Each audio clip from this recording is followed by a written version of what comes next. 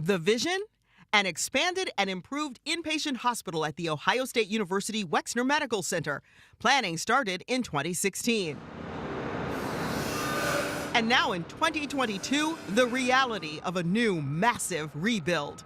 The innovation that's in this building is going to allow us to operate in a way that we could never do in the current platforms. Wexner Medical Center interim co-leaders Jay Anderson and Dr. Andrew Thomas led us on a first look tour of what's happening at the site. The growth is one thing, but the innovation and the improvement in experience with all private rooms, new education spaces, new ORs to teach people how to do surgery.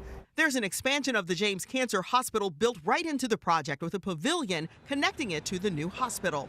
Women and children's units will make up the top 3 floors, including a new neonatal intensive care unit in connection with Nationwide Children's Hospital. This evolution may exemplify time and change. Aside from the James Cancer Hospital, which opened in 2014, construction of this magnitude dates back decades. When we built Roads and Doan, 1979, 1951, having dual occupancy rooms, or semi-private would be our term, that was standard of care, and that would be expected. I think we've learned a lot since then.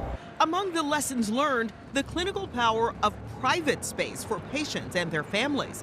This facility will have up to 820 beds. We know from an infectious disease standpoint and from team-based care, having an individual in a private room is contemporary. That's the standard of care that I think the city of Columbus and the state of Ohio should expect from us. Another lesson learned is that there are more of us. In 2018, the Mid-Ohio Regional Planning Commission, MORPC, estimated the population in the 15 central Ohio counties was about 2.37 million. The projection was that the region would exceed 3 million by the year 2050. MORPC researcher Adam Poor says ours is the 9th fastest growing metro in the nation. We're still expecting to exceed 3 million people.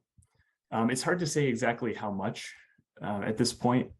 But we do expect that the growth will be accelerated due to recent economic development announcements. The inpatient facility is being built on the predicted need, and leaders will have to address at least one present need: staffing challenges. Rick Lucas is president of the Ohio Nurses Organization, representing nurses at OSU, and says filling current openings is a problem now. There needs to be a much more aggressive strategy to recruit staff, and not just to recruit staff, but to retain staff, because once they are hired in, we're seeing a lot of turnover.